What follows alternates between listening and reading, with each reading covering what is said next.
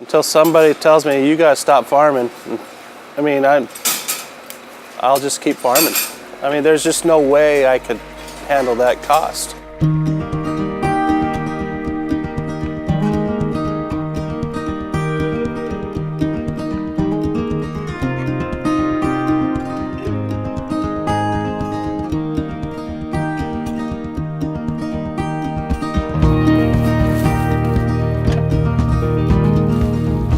You wouldn't have all this open space if you didn't have farms.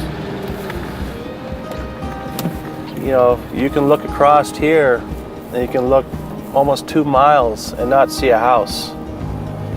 And that wouldn't happen if the farms went away.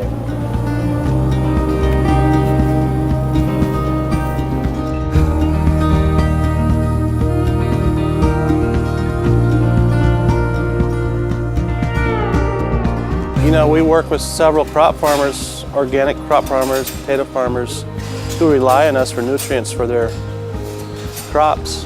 So it put them in a difficult spot too, because they rely on me for the organic fertilizer. So I mean, it's a whole,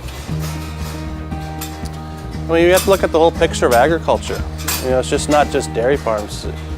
You know, in this valley, everything's tied together. This is what I love to do. I love working with the animals. I love working out in the fields. There's 42 years of building this up piece by piece. 42 years of hard work. You know, my dad came from Holland with nothing. So everything here, there's a build-up over 40-some years to get to here. That's why it would take quite a bit to force me to quit, because I got so much into it. I'm in this for my entire life, and I want to pass down to the next generation. Going out or shutting down, you know, I can't imagine it right now. I mean, it's just not something I want to think about.